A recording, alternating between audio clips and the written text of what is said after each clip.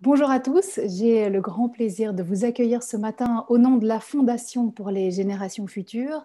C'est le troisième webinaire des ERA Awards 2021 et on va échanger ce matin autour des travaux qui ont été primés dans le cadre des ERA Awards en architecture et ingénierie soutenable. Le titre de ce webinaire, vous le voyez à l'écran, Vivre, habiter et cohabiter de façon durable, propositions d'architectes et d'ingénieurs dans les domaines de l'énergie, de l'eau et du vivre ensemble. Il y a deux partenaires parce que deux prix ce matin. Il y a le fonds Philippe Rottier pour les générations futures pour l'architecture et le fonds Albert Vanet pour les générations futures pour l'ingénierie. On les remercie d'ailleurs pour leur soutien. Alors les jeunes diplômés que vous allez entendre ce matin se sont tous distingués par leur approche systémique du développement soutenable, un développement soutenable qui est évidemment cher à la Fondation pour les générations futures puisque c'est même sa raison d'être. Et dans leurs travaux, cette approche a tenu compte de 4 dimensions: sociale, environnementale, économique et participative. Avant de plonger dans ces travaux et d'échanger, j'ai évidemment quelques petites recommandations techniques à vous faire. Je vais demander à tous ceux qui ne prennent pas la parole aujourd'hui de bien vouloir laisser leur micro et leur caméra désactivés. On va regarder ensemble dans le bas de l'écran, il y a différents onglets. Si vous cliquez sur les participants, vous aurez le nom de tous les participants et peut-être allez-vous reconnaître des gens que vous connaissez, c'est toujours sympa. L'onglet Converser va nous servir à alimenter la conversation. C'est là que vous pourrez poser toutes vos questions, vos réflexions, que ce soit pendant les présentations et surtout après, au moment du question-réponse. Donc c'est là qu'on attend toutes vos questions et vous pouvez aussi, via cet onglet, échanger en privé avec quelqu'un. Voilà, c'est une possibilité qui s'offre à vous également. Vous voyez sans doute aussi le petit onglet réaction. Là, ce sont simplement des petits émoticônes qui sont à votre disposition si vous voulez réagir pendant les présentations. Et alors, on vous conseille aussi, pour que ce soit plus clair visuellement, en haut à droite de votre écran, de mettre l'affichage intervenant. Ça vous évitera d'avoir la galerie avec toutes les petites vignettes qui s'affichent. Si vous avez un souci technique, il y a bien sûr toujours une assistante technique à votre disposition. Vous la reconnaîtrez à son nom, FGF, assistante technique. Et c'est Marlène qui est là pour vous ce matin. Alors, on est ensemble pour 1h15 environ. Il y a 4 travaux qui vont être présentés aujourd'hui. Chaque primé va parler pendant environ 3 minutes de son travail. Ensuite, on donnera la parole au promoteur du mémoire et par la suite à la présidente ou au représentant de la présidente du jury, puisqu'il y a évidemment 2 jurys ce matin, mais je vous présenterai évidemment tout le monde en temps voulu. Et après ça, il y aura un moment de questions-réponses d'une dizaine de minutes. Et donc, vos questions, on vous invite, si elles viennent déjà pendant le cours de la présentation, pourquoi pas à déjà les afficher dans la conversation.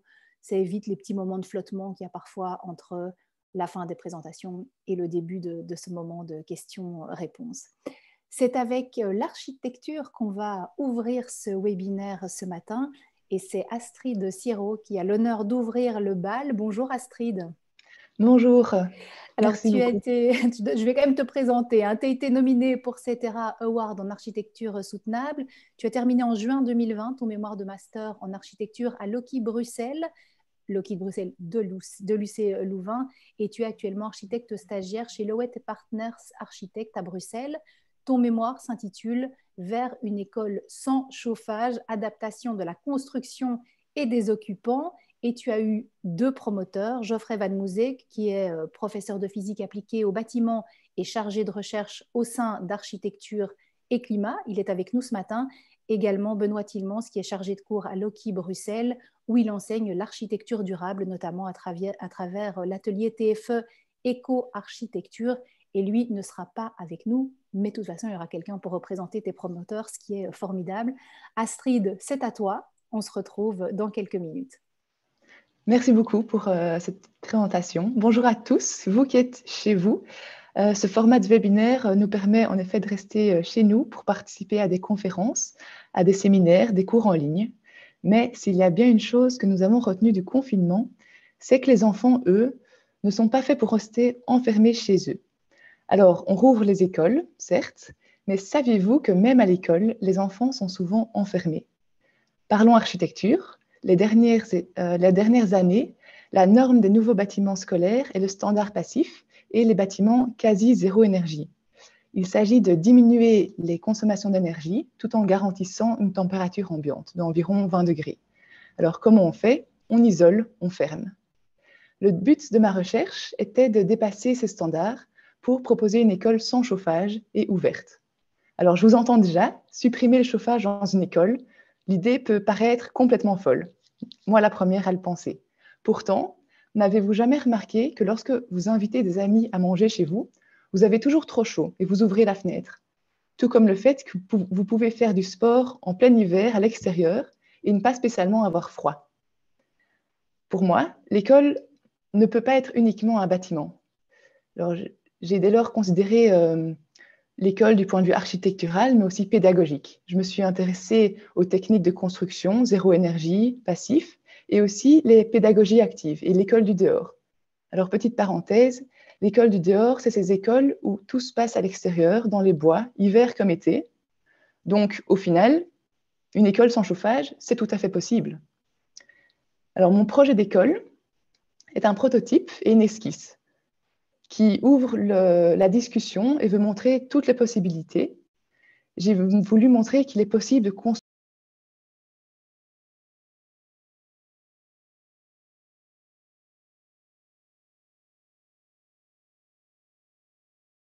Je vous parlais donc des écoles et du point de vue des bâtiments scolaires du point de vue architectural, mais je veux parler aussi des points de vue pédagogiques. Donc, les écoles à pédagogie active et les écoles du dehors, les écoles où on joue dans les bois, en forêt, où on n'a pas besoin de chauffer vu qu'on est dehors.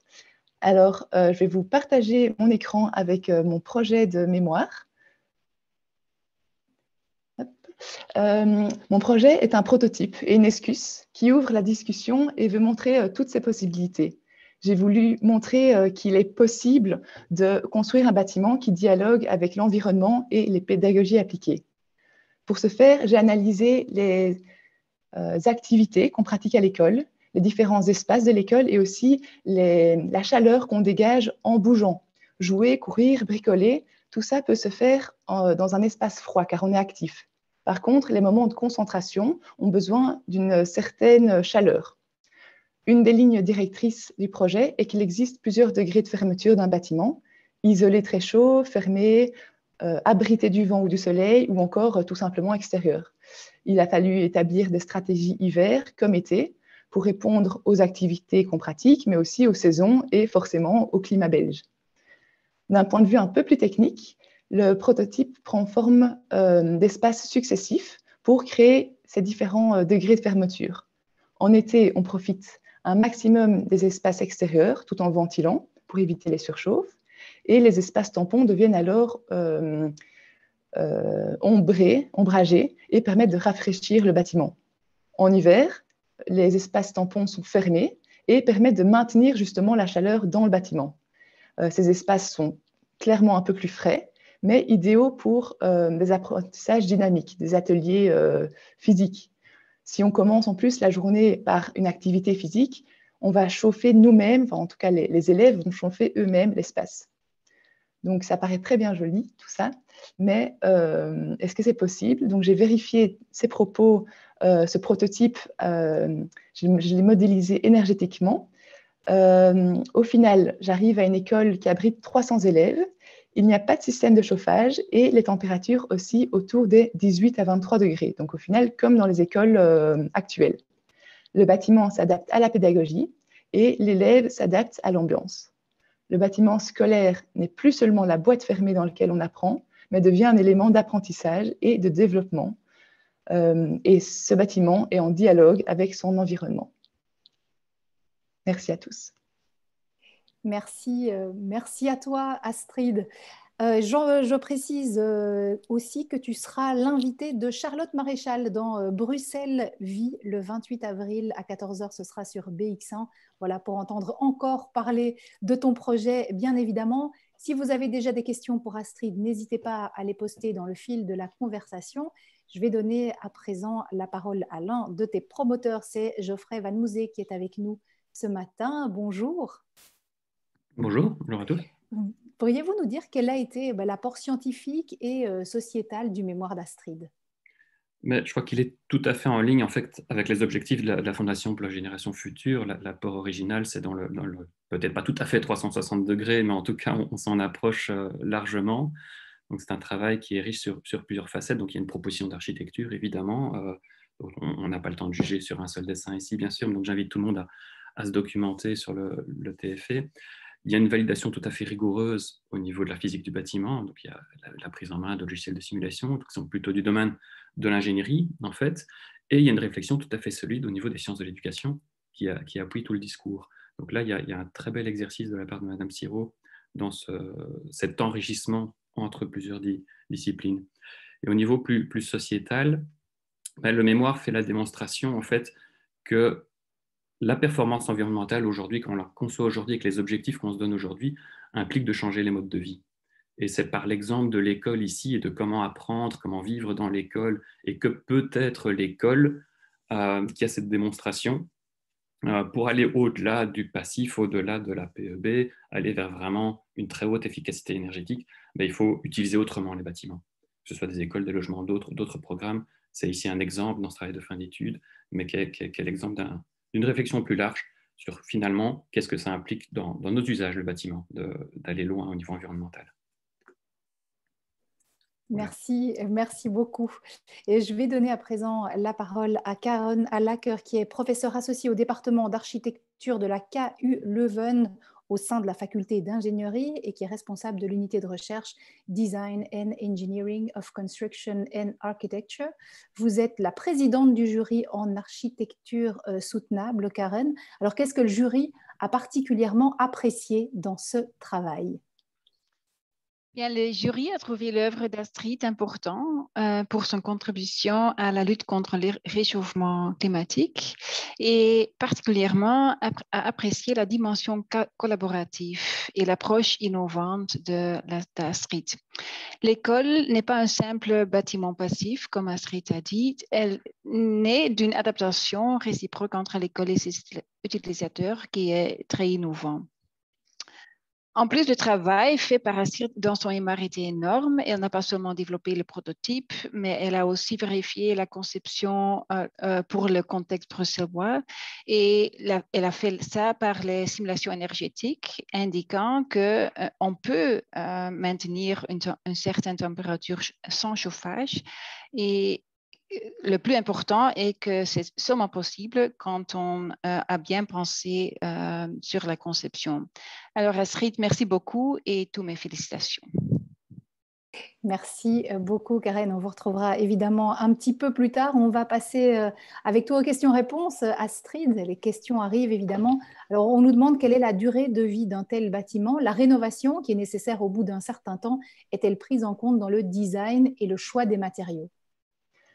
Alors, c'est une très bonne question.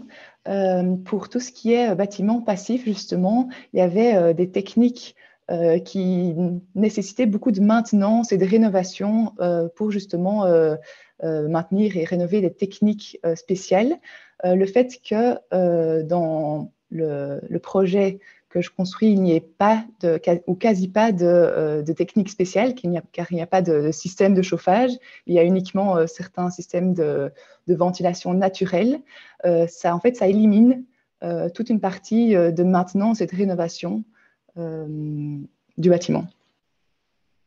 Alors, on nous demande, voilà, un bel exemple de la technique sociale. Est-ce que la très haute PEB peut-elle être envisageable pour des élèves plus âgés, sans activité physique ou alors des bureaux professionnels ?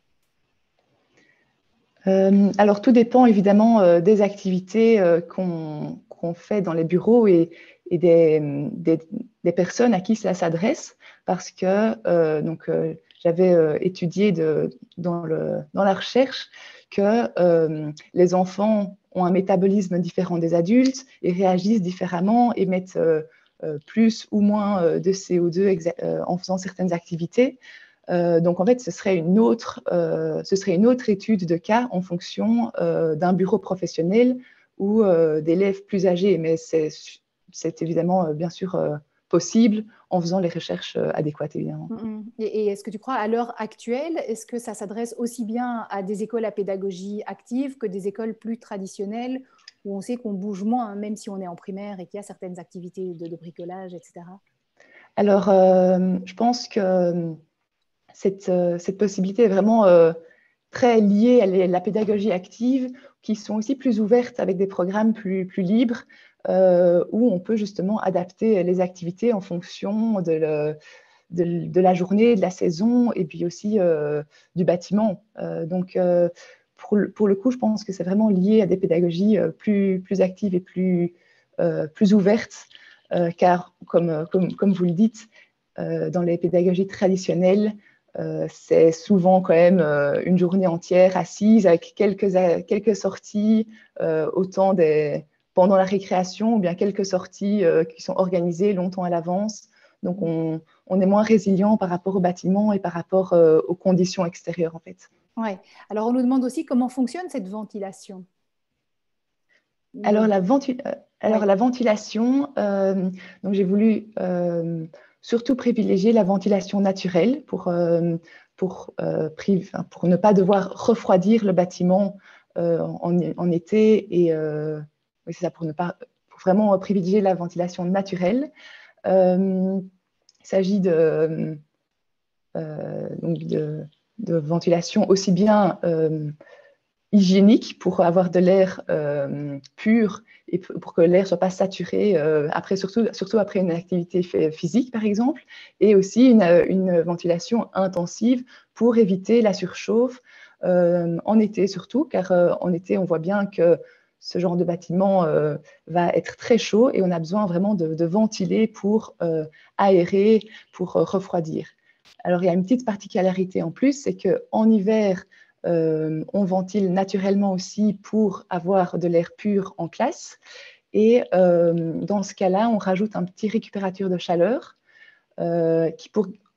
pour récupérer en fait les quelques degrés nécessaires pour avoir la température agréable en classe en plein hiver quand il y a des pics de froid. Mm-hmm. Alors, Charlotte d'Autremont nous dit toutes mes félicitations pour ce travail avec une belle approche systémique. Par rapport au TS, as-tu appréhendé la question du cadre réglementaire qui impose un certain niveau de technicité dans ce type de bâtiment, des ponts envisageables vers les pouvoirs décisionnaires pour ne plus faire de ce type de projet des exemplaires, mais bien des projets courants? Alors, je ne suis pas sûre d'avoir entièrement bien compris la réponse, donc Charlotte, vous me direz si je réponds bien à votre question. J'ai surtout appréhendé la question d'un point de vue utopie réalisable, en fait. Est-ce que c'est possible et est-ce qu'on peut ouvrir le dialogue? Comment est-ce que c'est possible avant de justement le mettre dans nos projets courants? Donc, est-ce que c'est vraiment possible? Donc, je n'ai pas appréhendé la question d'un point de vue réglementaire, mais uniquement technique et conceptuel, je dirais. Mm-hmm. Et donc, des ponts sont envisageables peut-être plus tard, alors vers les pouvoirs décisionnaires, si j'ai bien compris. Geoffroy Chardom nous demande, y a-t-il un intérêt à récupérer la chaleur émise dans certains espaces pour l'utiliser dans d'autres espaces ne nécessitant pas d'activité physique, comme par exemple un espace de lecture? Alors, dans le projet, j'ai en fait décortiqué toutes les activités et toutes les occupations qu'on faisait à l'école et aussi tous les espaces. Et il est vrai que j'ai lié un espace, donc par exemple une salle de lecture, à l'activité lecture pour avoir un espace vraiment qui sera plus chaud. Et donc, j'ai fait en sorte que cet espace soit l'espace qui est chaud pour pratiquer la lecture. C'est sûr que dans un projet plus résilient et plus ouvert, il faudrait permettre de créer des espaces plus modulaires et permettant différentes activités dans différents lieux. Et alors, dans ce cas-là, récupérer la chaleur d'un point de vue technique aussi qui est plus grand. Donc, ma volonté était de limiter vraiment les techniques spéciales. Mais donc, je pense que c'est deux approches différentes, en fait. Mm-hmm. Alors, Geoffrey Van Mouzet, qui était l'un de tes promoteurs, hein, je le rappelle, voudrait intervenir. Geoffrey, on vous donne la parole. Oui, juste pour rebondir sur la question de Madame d'Autremont, donc, pour préciser que ce travail est associé à un projet financé par l'Uni Bruxelles International, qui a permis d'ailleurs à Madame Siro d'aller passer quelques semaines, malheureusement, au lieu de quelques mois à cause de la pandémie au Chili, à l'Université Bio-Bio. Et donc, comme le travail était initialement prévu pour se déployer au Chili, on ne s'est pas tout à fait attaché au cadre réglementaire spécifiquement belge. Mais c'est une pièce d'un ensemble de projets, de réflexion qu'on a du côté de l'UC Louvain, en association avec la WANI, en association avec la fédération. Et donc, il y aura des suites, ça va alimenter les réflexions, les recommandations qu'on peut faire au niveau politique. Merci beaucoup pour ces précisions. Alors, j'ai l'impression que voilà, les questions se calment un petit peu. Je te remercie, Astrid. On va poursuivre et bravo pour ce beau projet.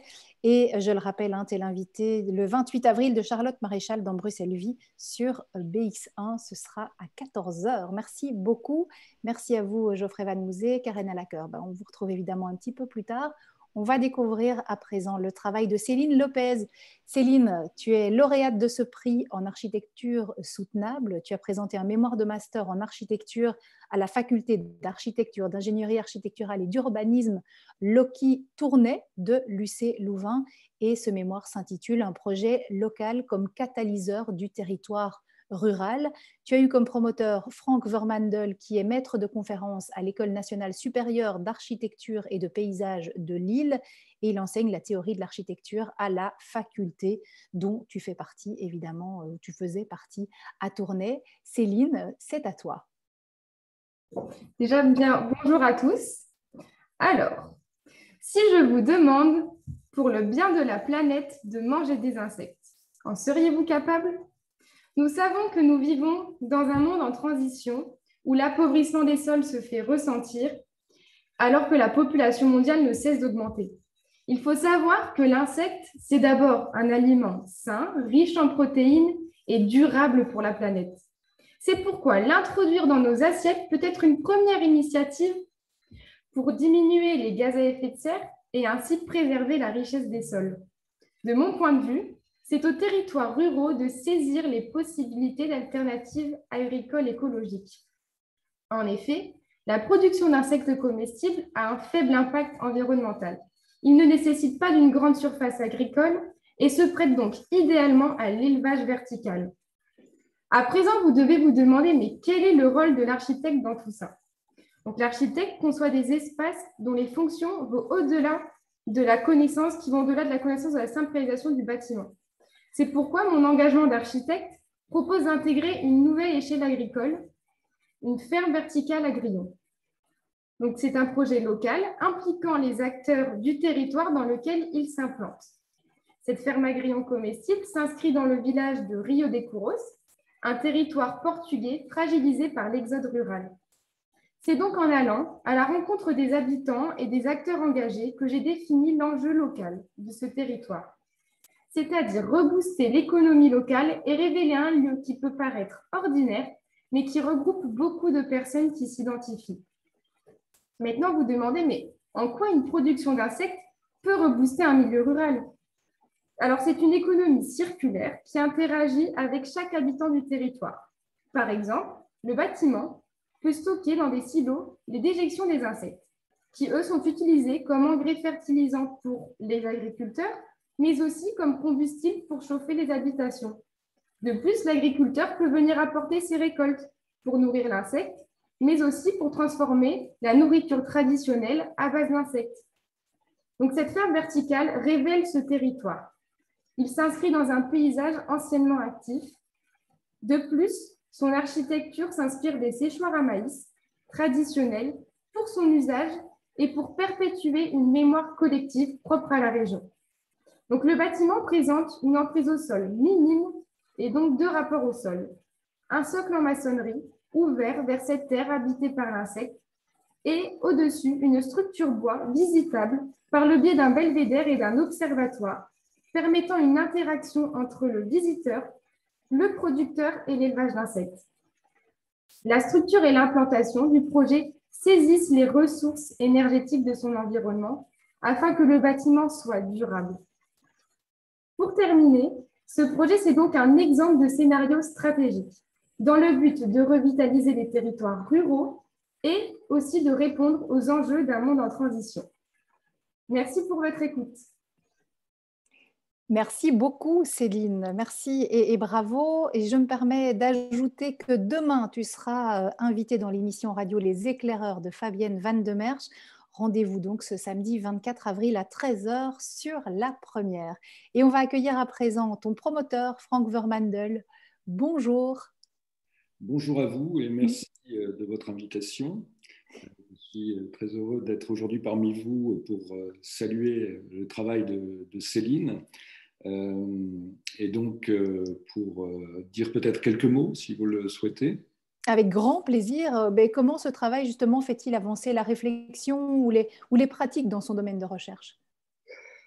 Bien d'abord, je pense que c'est important de dire que pour un architecte, faire un travail de mémoire au terme de ses études, c'est essayer de montrer la capacité à articuler une dimension créative et une dimension réflexive.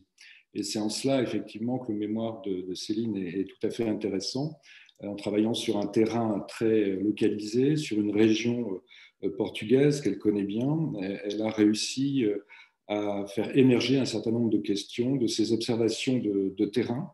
Et donc, une des qualités de ce travail, c'est justement la posture qu'elle met en place, à la posture et à la méthode également d'analyse. Donc, je dirais, un des premiers points, c'est d'avoir été capable de porter un regard très, très attentif sur un territoire pour en identifier les caractéristiques géographiques, morphologiques, sociales et économiques, mais aussi plus largement culturelles, les manières de vivre, les manières d'habiter, et cela à différentes échelles. Donc ça, c'est un des points aussi importants du mémoire, c'est une capacité à articuler différentes échelles d'analyse partant du territoire pour aller vraiment sur une dimension locale. Deuxième point qu'il faut souligner, c'est aussi la capacité que Céline a eue à identifier les potentialités de ce territoire, c'est-à-dire discerner ses atouts, bien entendu, mais aussi les faiblesses, les manques, et en cela montrer qu'un architecte n'est pas simplement quelqu'un qui va apporter une solution formelle ou programmatique, mais qui doit aussi développer une capacité de réflexion plus large pour intégrer son projet dans une logique culturelle locale. Enfin, le troisième point qui est très cohérent avec sa démarche, c'est la capacité à construire un scénario qui soit un scénario véritablement soutenable. Et effectivement, l'aboutissement du projet montre bien, et Céline en a bien parlé, comment ce scénario se concrétise dans cette ferme aux insectes qui est à la fois pensée effectivement par rapport à une spécificité locale qui repose vraiment sur une analyse des atouts locaux et aussi une forme de redynamisation de ce secteur. Et en même temps, peut-être avec une part d'utopie aussi, mais je pense que l'utopie peut être concrète et c'est un peu ce qui est montré, je pense, à travers le travail de Céline. Voilà, merci beaucoup à vous pour cette intervention. On va à présent accueillir Karen Alaker. Vous êtes la présidente de ce jury en architecture soutenable et pendant votre intervention, n'hésitez pas à continuer à vous poser vos questions dans le fil de la conversation. Céline y répondra dans quelques instants. Alors Karen, quelle a été la position du jury par rapport à ce mémoire, puisque je le rappelle, Céline est lauréate dans sa catégorie? Oui, le jury a particulièrement apprécié la qualité scientifique, la dimension participative et la nature engagée de ce mémoire, qui s'accompagne en plus d'un projet original. Alors, pour répondre à la problématique majeure de l'exode rural, Céline apporte un regard innovant sur l'architecture et les questions de ruralité, d'urbanité et de patrimoine sont ainsi... elle a fait un bien approche pour faire une solution. Sa démarche méthodologique est fondée sur un scénario stratégique remarquablement mené qui passe par une étude du site systémique et qui s'effectue tout à fait à toutes les échelles, comme indiqué aussi par son promoteur Frank. Avec la proposition de ce projet local, la ferme à insectes comestibles, Céline a convaincu le jury à réussir de revitaliser le lieu et la communauté. Alors, merci beaucoup et toutes nos félicitations, Céline. Merci beaucoup, Karen. On va passer aux questions-réponses, Céline, si tu le veux bien. Je commence par la première. Sachant que la culture d'insectes est fort énergivore, comment avez-vous travaillé sur le PEB du bâtiment? Peut-être des pistes avec le projet d'Astrid. On aime bien faire des ponts. Alors, en ce qui concerne le projet, en fait, j'ai essayé de travailler cette architecture de manière à ce qu'elle soit la plus passive possible. Il faut savoir qu'en fait, un élevage d'insectes, ça demande une ventilation en continu. Et donc, à travers mon bâtiment, par rapport à sa structure, j'ai essayé de mettre en place une ventilation totalement naturelle. Donc, le vent passe du nord vers le sud et passe à travers cet élevage en continu. Puis, aussi, en ce qui concerne après tout le processus de cet élevage, donc, qui passe de l'abattage, donc sa déshydratation, en fait, voilà, soit l'insecte est séché naturellement donc, dans des séchoirs solaires à l'extérieur, soit donc, en cas de climat moins adéquat, il peut être séché dans des fours ventilés à l'intérieur du bâtiment. Voilà, et puis après, le bâtiment vient chercher l'eau, donc l'eau de pluie grâce à sa toiture penchée. Et puis aussi, l'été, il peut venir chercher l'eau de la carrière. Et nous avons aussi des panneaux solaires sur la partie sud de la toiture côté sud du bâtiment. Ok. Alors, on nous demande si tu as étudié les quantités d'insectes nécessaires pour chauffer une maison ou pour servir d'engrais agricole. Alors non, je n'ai pas calculé la quantité nécessaire pour chauffer une habitation, mais par exemple, il faut savoir que, imaginons si on produit 1,5 tonne d'insectes, en ce qui concerne la récupération des déjections d'insectes, nous allons récupérer la même quantité. Donc voilà, vous avez à peu près un schéma de la quantité donc, de production pour pouvoir soit avoir des engrais fertilisants ou un combustible pour l'habitation. Alors, tu reçois les félicitations de Thomas Tombal et qui nous demande, évidemment, c'est un peu la question qu'on se pose tous, est-ce qu'il y a des projets similaires en Belgique? Est-ce que c'est adaptable, puisque là, tu as travaillé sur le Portugal? Alors oui. Et en plus de ça, donc, j'ai pu visiter justement une ferme aux insectes en Belgique pour mon travail, pour pouvoir comprendre en fait les espaces adéquats, les usages qu'il fallait pour le producteur, mais aussi pour l'insecte. Et donc oui, il y en a en Belgique. Par contre, bien sûr, concernant le PEB, ces fermes-là sont un peu plus, demandent un peu plus d'énergie parce que, voilà, en fonction du climat, c'est plus compliqué, mais voilà. Mais c'est envisageable, hein, en tout cas. Comment les habitants de la région concernée ont réagi à ce projet? Est-ce qu'il y aura des suites concrètes envisagées? Alors, au début, vraiment, quand j'ai été en discuter avec vraiment les habitants de cet endroit, ils m'ont tous regardé en disant « mais c'est pas possible, on mangera jamais d'insectes ».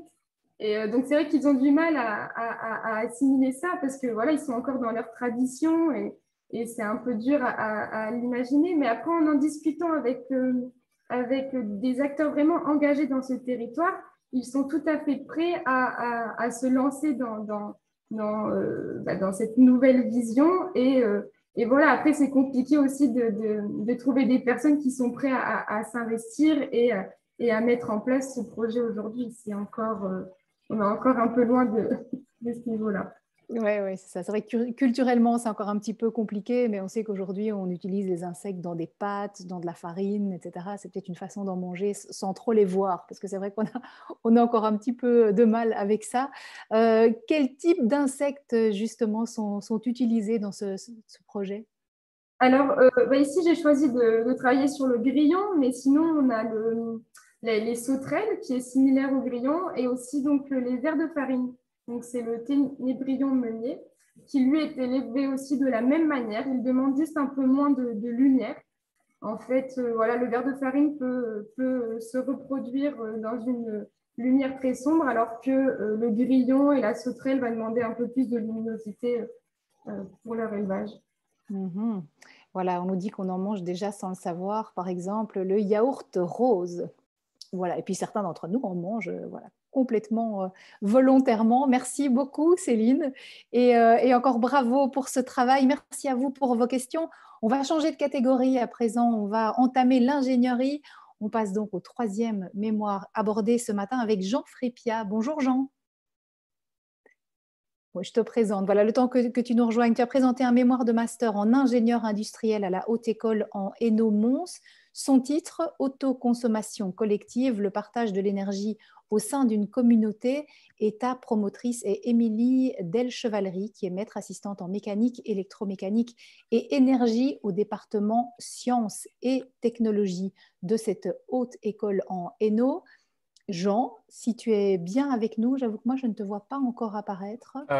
Vous ne me voyez toujours pas? Ben voilà, là, je te vois. Oui, mais dans les petites vignettes, voilà. Ben écoute, c'est à toi. Alors, je vais partager ma présentation ou sera-t-elle partagée automatiquement? Ah, voilà. Donc, bonjour à tous. Si vous êtes propriétaire aujourd'hui d'une installation photovoltaïque, ce sujet vous concerne. Alors, l'autoconsommation collective, qu'est-ce que ce terme désigne? Ce terme est apparu pour la première fois dans la législation européenne au sein d'une directive sur le marché de l'électricité. Il signifie que les citoyens européens pourront bientôt partager de l'électricité via le réseau public et une électricité renouvelable. Comment tout ça peut fonctionner? Aujourd'hui, nous voyons de plus en plus d'installations photovoltaïques émerger sur les toits des maisons et des immeubles en Belgique. Les propriétaires de ces installations photovoltaïques sont aussi appelés des prosumeurs, consomment une partie de l'électricité qu'ils produisent via leurs panneaux solaires, autour de 30% en général. Cela signifie que 70% de l'électricité produite par les panneaux est perdue sur le réseau public. Perdue, pas vraiment. En fait, le prosumeur bénéficie actuellement d'un mécanisme de rachat de l'électricité intéressant. Mais ce dernier mécanisme viendrait bientôt à être modifié, réduisant ainsi la rentabilité éventuelle de la revente d'électricité sur le réseau public. D'un autre côté, l'électricité qui est injectée sur le réseau public ne va jamais très loin. En effet, ce sont bien généralement les voisins qui consomment à proximité de l'habitation qui vont consommer cette électricité. Mais ces derniers achètent leur électricité à un fournisseur d'électricité avec qui ils ont contracté un contrat, donc un abonnement d'électricité.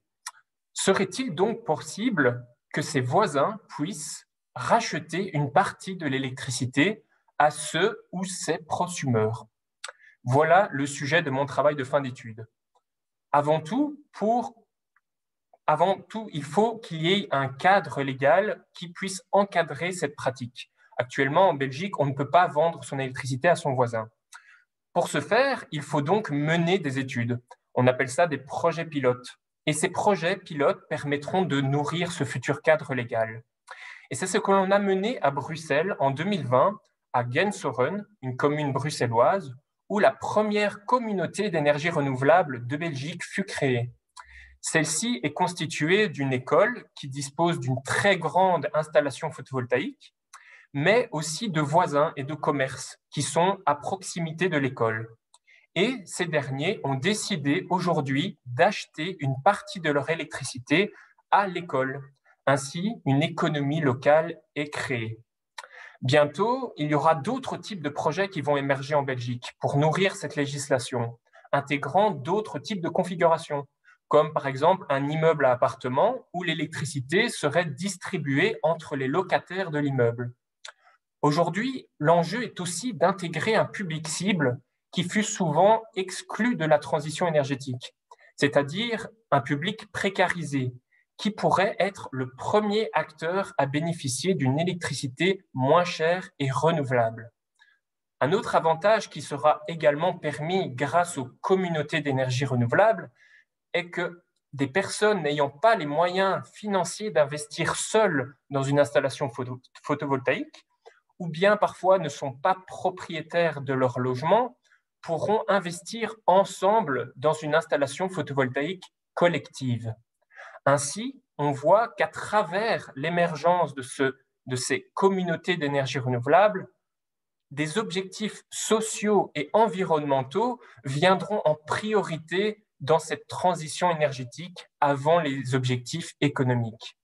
Ainsi, donc, on verrait des économies locales se créer, des citoyens se rassembler ensemble pour discuter de la thématique de la transition énergétique. Et voilà le sujet de mon travail de fin d'études. Merci. Formidable, merci à toi Jean. Pour t'entendre encore, mais j'invite tous ceux qui sont avec nous ce matin à se brancher sur la première jeudi prochain, ce sera le 29 avril à 10h. Tu seras invité de Véronique Tiberghien dans Tendance Première. Voilà, rendez-vous est pris. Si vous avez déjà des questions pour Jean, n'hésitez pas à les poster dans le fil de la conversation. Alors, ta promotrice, Émilie Delchevalerie, n'a pas pu être présente ce matin. Alors, je vais donner la parole à Jérémy Levin, qui représente aujourd'hui le jury en ingénierie soutenable. Jérémy, vous êtes actuellement chef du département entreprise à risque au sein de Bruxelles Environnement. Et précédemment, vous avez été responsable de la recherche stratégique pour la région bruxelloise et l'un des coordinateurs du plan régional bruxellois en économie circulaire. Jérémy, quelle a été la position du jury par rapport à ce travail de Jean? Juste une petite précision, mon CV a évolué depuis, mais ce n'est pas très grave. Je suis désolée, j'ai fait avec ce que j'avais, mais dites-nous. Alors, ce projet aborde une thématique forte, l'efficience énergétique, qui devient de plus en plus un enjeu sociétal important. Ce que le jury a beaucoup apprécié, c'est de voir un mémoire qui était vraiment ancré dans le réel, avec un case study de terrain qui a abouti au terme d'une recherche à un travail qui était complet et systémique. Et c'est vraiment cette vision du problème à 360 degrés, dépassant largement les aspects techniques, en étudiant à la fois les impacts économiques, juridiques, et aussi une attention particulière au dialogue entre consommateurs et producteurs et à l'expérimentation, à l'expérience collective. Ce sont tous ces aspects qui ont conduit le jury à choisir de mettre ce projet en avant lors de la sélection. Voilà. Merci beaucoup, Jérémy. Et on serait quand même intéressé de savoir comment a évolué votre CV, hein, si vous voulez le préciser. Oui, je suis retourné à Innoviris en fait, et je m'occupe de l'écosystème innovant, donc des financements structurels pour aider la recherche et l'innovation. Voilà. Formidable, merci. On se retrouvera encore dans quelques minutes, évidemment. Alors, première question pour toi, Jean. Très beau projet. As-tu déjà eu l'occasion d'avoir des retours du monde politique, vu que ça implique un changement de législation? Oui, oui. À la fois durant mon travail de fin d'études, donc quand j'étais encore étudiant, on travaillait justement avec le monde politique pour réaliser des dérogations à la loi existante pour pouvoir créer ces projets pilotes. Donc, on autorisait de manière momentanée sur une zone géographique restreinte des gens à partager leur électricité. Et donc, là, on a eu un premier contact justement avec ce monde politique. Et actuellement, on est en train aussi, parce que je poursuis mon travail de fin d'études, en fait, parce que maintenant, je travaille vraiment sur cette thématique. Et donc, maintenant que les projets pilotes ont été créés et qu'on a des premiers retours d'expérience, il faut construire cette législation. Ces futurs cadres légaux qui encadreront en fait les différentes pratiques qui pourraient exister de partager son électricité et de vendre son électricité. Et donc pour cela, éventuellement, il y a un échange qui se fait entre les différents projets pilotes, les différents acteurs qui travaillent là-dedans. Donc oui. Alors, avec la nouvelle réforme des entreprises, les entreprises collectives, coopératives ont été négligées, alors que ce genre de projet devrait prôner la collectivité. Comment privilégier ces entreprises alors que nos législateurs les négligent, du moins avec cette dernière réforme? Oui.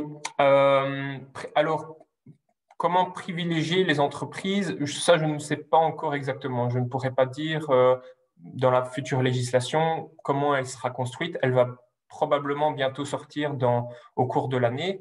Maintenant, oui, il y a éventuellement des publics cibles qui doivent être ciblés justement par cette future pratique de l'énergie. Alors, il y aura éventuellement des acteurs pour lesquels ce sera moins rentable économiquement, peut-être que ce sera moins praticable. Et donc, quelque part, c'est pour ça qu'il faut réaliser plusieurs sortes de projets pilotes, pas uniquement, par exemple, une communauté constituée de citoyens, mais il faut aussi éventuellement créer une diversité de communautés intégrant des entreprises, des copropriétés, des coopératives, pour voir un petit peu où est-ce que ça fonctionne et où est-ce que ça fonctionne pas. Et de là, éventuellement, il pourrait y avoir des aides ou des incitants économiques pour ces endroits où éventuellement ce genre de partage est un peu plus dur à appliquer, à instaurer. Alors, est-ce que tu sais ce qui a motivé cette législation qui empêche les gens, enfin de produire? Produire, on peut toujours, mais surtout de vendre leur propre énergie. Alors, il n'y a pas vraiment une législation qui empêche les gens de vendre et de produire. C'est plutôt qu'on avait une législation actuelle d'un marché de l'électricité actuel, donc aujourd'hui qui est très centralisé. Et donc, en général, il y a quelques années, on achetait notre électricité à un fournisseur d'électricité. Donc ça, c'était le marché actuel. Ensuite est venue l'émergence des énergies renouvelables qui sont beaucoup plus décentralisées. Et donc, quelque part, la législation actuelle doit être remise à jour. Alors, au début, on l'a un peu modifié en autorisant, par exemple, des gens à installer des panneaux solaires sur leur toit et à consommer leur propre électricité. Et maintenant, on va essayer d'aller au-delà de cela. Donc là, maintenant, on est en train de réfléchir à comment est-ce que ces gens pourront vendre leur électricité à des voisins. Actuellement, par exemple, suivant les pays qu'on a en Europe, ces gens peuvent revendre leur électricité à des fournisseurs d'électricité qui, eux, ont quelque part des licences pour acheter et revendre de l'électricité. Et donc, quelque part, il faut modifier la législation actuelle pour autoriser maintenant les gens à produire, à autoconsommer, à stocker et à revendre leur électricité de manière collective. Donc, c'est une modification.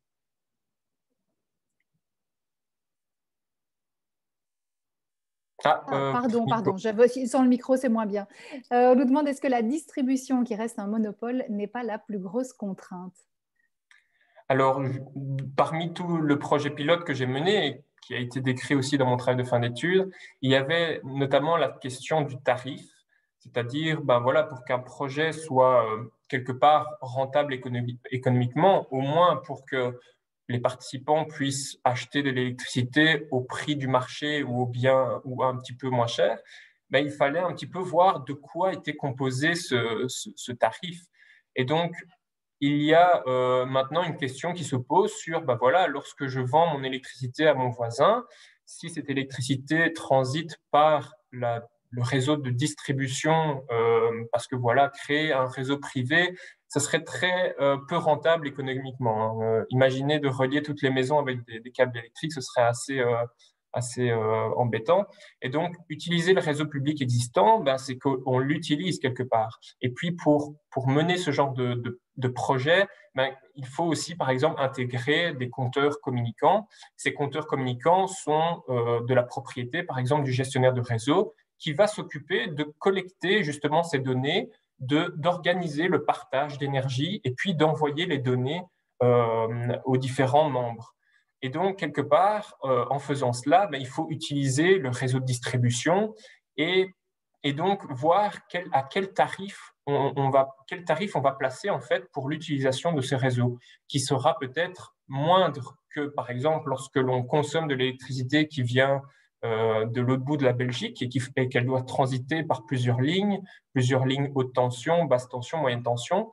Et donc là, c'est une réflexion, c'est de savoir un petit peu, est-ce que mettre un tarif pour utiliser quelques centaines de mètres du réseau peut suffire, justement, ou bien est-ce que ça pourrait éventuellement créer, dans le cas où toutes ces communautés viendraient à se développer de plus en plus, à créer peut-être un problème économique d'instabilité, parce que voilà, on modifie énormément l'aspect actuel de l'économie, du marché de distribution.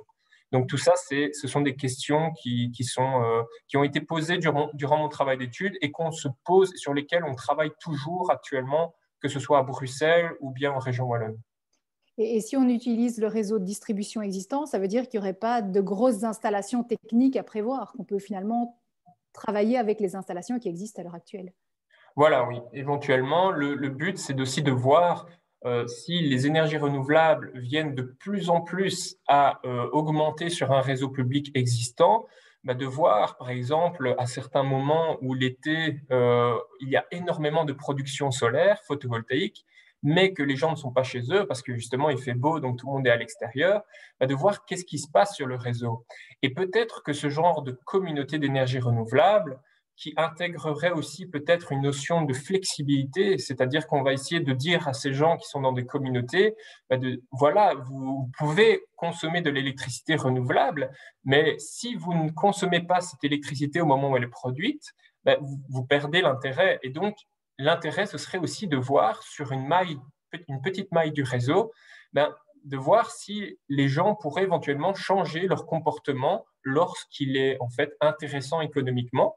Par exemple, en été, comme je le disais, s'il y a énormément de production solaire, peut-être qu'il existe des moyens pour que des particuliers ou des commerces puissent consommer l'électricité à ce moment précis plutôt qu'en soirée, par exemple. Donc, on va parler de déplacement de consommation. Et donc, tout ça, ça permettrait éventuellement d'accueillir plus de renouvelables que ce qu'on pensait sur le réseau public existant, et justement de voir si la flexibilité et l'intermittence des énergies renouvelables dont on parle souvent, quelles sont les conséquences de tout ça. Merci beaucoup, Jean. On sent que tu connais ta matière. En tout cas, merci beaucoup. On va poursuivre à présent avec Margot Howard. Bonjour, Margot. Bonjour. Tu es la lauréate de ce prix en ingénierie soutenable. Tu as défendu ton mémoire de master en ingénieur civil électromécanicien à l'école polytechnique de l'UC Louvain. Son titre, que j'ai traduit, vers la caractérisation électrochimique des capteurs à base de papier et perspectives d'utilisation, conception responsable des capteurs de qualité de l'eau. Ton promoteur est Jean-Pierre Rasquin, professeur ordinaire à l'école polytechnique de Louvain, qui est responsable du groupe de recherche en micro- et nano-électronique haute fréquence et micro-capteurs de l'UC Louvain. On le retrouvera juste après, bien évidemment. Margot, c'est à toi. Super, merci.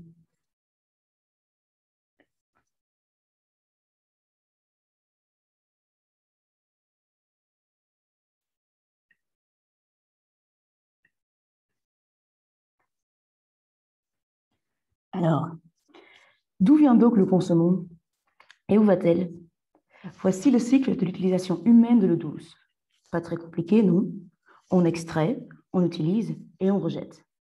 Oui, mais on ne peut pas extraire n'importe quoi, ni rejeter n'importe comment. La qualité de l'eau est un enjeu majeur. En Belgique, nous nous en soucions peu. Nous faisons pour la grande partie confiance aux institutions qui gèrent les va-et-vient de l'eau.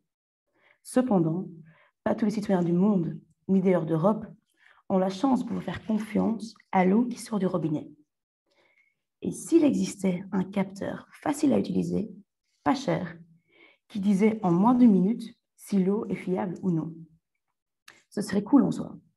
Mais ces capteurs constitueraient une source massive de PCB et on sait tous comment leur fin de vie se déroule. Sauf si on réussissait à faire ce test sur un substrat ayant moins d'impact environnemental, comme le papier. C'est exactement ce que ce mémoire vise à faire. Développer un capteur de pathogènes sur papier. Ça vous semble farfelu? Ça ne l'est pas tellement. Pensez aux tests de grossesse, par exemple. Le papier permet d'immobiliser des anticorps qui, à leur tour, vont immobiliser des hormones de grossesse présentes dans l'urine. Nous avons utilisé le même principe. On a attaché des protéines à une membrane en papier qui, à leur tour, venaient immobiliser des bactéries. Ensuite, avec des électrodes, la présence de ces bactéries attachées est détectée par impédimétrie. Ceci permet une meilleure quantification et plus de précision. Un prototype, certes à bas niveau TRL, a été réalisé durant ce mémoire. En connectant ces capteurs à un smartphone, l'on pourrait faire des tests et comparer les résultats obtenus avec des données voisines. Grâce à un data processing automatique, l'on pourrait limiter les erreurs de manipulation et rendre l'output accessible à tous les citoyens, peu importe leur niveau d'éducation. Ces capteurs forment donc un levier de deux façons. Tout d'abord, il permet aux citoyens de comprendre la qualité de l'eau et d'adapter son comportement en fonction. Ensuite, il permet à des communautés de créer des bases de données fiables qui peuvent être un outil de pression important sur les autorités locales pour améliorer, par exemple, la distribution de l'eau potable. Et puis quoi? En Belgique, ces capteurs ne seraient pas utiles? Détrompons-nous. Du côté particulier, de plus en plus de citoyens souhaitent utiliser dans leur ménage de l'eau de pluie. Du côté industriel, les normes en vigueur imposent des contrôles fréquents de pathogènes dans les effluents, par exemple pour la légionelle. De plus, le dépistage massif avec des tests pas chers peut s'avérer bien utile en temps d'épidémie. À ce qui paraît, ce serait d'actualité. Enfin bref, avec un capteur à bas coût et à bas impact environnemental, nous sommes tous gagnants. Nos concitoyens, notre santé et l'environnement. Merci beaucoup. Merci beaucoup. Merci à toi, Margot. Je vais donner la parole à présent à ton promoteur de mémoire, Jean-Pierre Raskin. Et je le répète, vous pouvez déjà poser vos questions à Margot, puisqu'on aura un petit moment de questions-réponses juste après. Alors, Jean-Pierre Raskin, en quoi le mémoire de Margot est important sur le plan scientifique et sociétal? Merci beaucoup, Caroline, et bonjour à toutes et à tous. C'est un plaisir d'être là avec vous aujourd'hui pour parler de ce super mémoire de Margot. Donc, l'apport scientifique de Margot, comme elle a déjà un petit peu expliqué, c'est vraiment de passer d'une mesure qualitative et approximative des tests biochimiques basés sur de la microfluidique papier vers un test maintenant, aujourd'hui, avec Margot, quantitatif, grâce à la mesure électrique. Alors, l'apport sociétal, c'est quelque part de donner la possibilité de mesurer la qualité de l'eau, non pas en laboratoire, mais directement sur le terrain. Et cela à faible coût. Donc, c'est vraiment une démocratisation, finalement, des tests biochimiques quantitatifs. Alors, à travers le mémoire de Margot, elle a pu démontrer qu'il était non seulement possible, mais surtout indispensable de tenir compte d'indicateurs autres que les performances techniques et le coût d'une innovation technologique, afin que cette innovation soit appropriée, appropriable et durable. Alors, comment elle a fait ça? En pratique, elle a étudié un petit peu le cycle de vie de son capteur afin d'appréhender les impacts environnementaux, mais aussi les impacts sociaux. Ça, c'est une partie importante de son travail, d'avoir une réflexion sur quel serait l'impact de ce capteur si celui-ci un jour est diffusé de manière massive. Dans l'innovation, on pense toujours aux gagnants, mais on ne pense pas trop souvent aux perdants. Donc, on ne se pose pas la question, si mon invention commence à se répartir un peu partout sur la planète, quels vont être les avantages sociaux et les désavantages? Alors, par son mémoire, je vais terminer par ça en disant que vraiment, Margot, elle nous invite à changer notre façon d'imaginer, de concevoir et de diffuser les technologies. Elle insiste sur le fait que les technologies ne sont pas neutres. C'est vraiment un choix de société, c'est un choix, je dirais même, politique. Et un choix politique qui ne peut pas du tout être laissé dans les mains uniquement des technologues et de la finance. Donc, c'est vraiment le message majeur, je pense, que Margot nous a donné à travers une question qui était au départ uniquement, soi-disant, technique. Donc, merci à toi, Margot. Merci à vous, Jean-Pierre Raskin. Je donne à présent la parole à Jérémy Levin. Je rappelle que vous représentez le jury en ingénierie soutenable ce matin. Qu'est-ce qu'il y avait de remarquable dans le travail de Margot, qui est donc lauréate dans sa catégorie aux yeux du jury? Eh bien, tout d'abord, le fait qu'il s'inscrit dans un enjeu fondamental, dans un enjeu sociétal fondamental, qui est l'accès à une eau potable, tout simplement, avec un impact potentiellement important. Ça a conduit aussi à une réflexion que le jury s'est appropriée, c'est-à-dire l'appropriation de l'eau potable en tant que commun et pas bien de consommation. C'est un point qui a été jugé important. C'est un mémoire ancré dans son contexte, dans ces contextes plutôt, avec deux contextes différents, relié à une réalité du terrain dès la conception du projet. Alors une approche dite low-tech, même si on peut discuter de ce terme, basée sur une philosophie d'éco-conception en fait. La méthodologie de travail collaborative, un peu inspirée de ce qui se fait dans Citizen Science, avec une vision transversale propre aux projets qui s'inscrivent dans les différentes dimensions du développement durable. Je vais m'étendre un petit peu sur les deux mémoires. On a vu au travers de ces deux mémoires, de Margot et de Jean, ce qui pour nous étaient les qualités qui seront attendues pour les ingénieurs de demain. D'une part, du pragmatisme, aller chercher le juste besoin technologique pour résoudre un problème de manière optimale. Un réflexe d'ancrer d'abord la recherche d'une solution à partir des besoins du terrain, mais aussi dans les limites sociales ou environnementales que nous allons rencontrer de plus en plus dans le futur. Et enfin, une vision à 360 degrés en considérant l'ensemble des externalités durant un projet, en se faisant aider aussi sur les compétences qui ne sont pas forcément maîtrisées toujours par tous les ingénieurs. Et en cela, le jury souhaitait remercier les deux candidats pour leur travail remarquable. Merci à vous, Jérémy Levin. Margot, on va passer aux questions-réponses à présent. Une première question pour toi. Déjà, une félicitation. Superbe travail, Margot, dont j'ai eu la chance de me délecter, vu que tu es ma lauréate au prix Ingénieurs sans frontières. Mais voilà, on apprend quelque chose. Tu énonçais que ton biocapteur pourrait également indiquer, aux côtés des bactéries, d'éventuels virus. As-tu eu l'occasion d'aiguiller un petit peu cette piste? Et encore bravo, splendide travail. Merci beaucoup. Excellente question. Excellente question et très fort d'actualité. Et effectivement, les tests qui sont actuellement en pharmacie, c'est des tests qui se basent sur le même principe. Donc, les tests, les autotests, les self-tests qu'on trouve pour le Covid actuellement, c'est aussi des lateral flow assays. Donc, c'est des tests où finalement, on va venir conduire la salive dans un papier et puis venir les capturer par des protéines. Donc, oui, cette technique qu'on utilise, nous, sur des bactéries est également d'application pour des virus. C'est bon. C'est pas du copier-coller exact, évidemment, il faut toujours un peu chipoter, mais oui, ça peut s'avérer utile pour ça également. Et j'ajouterais que ce que nous faisons, qui est d'essayer de venir quantifier électriquement combien de virus ou de bactéries il y a, c'est quelque chose qui actuellement n'est pas encore, on va dire, commercialisé, n'est pas encore accessible à tout le monde.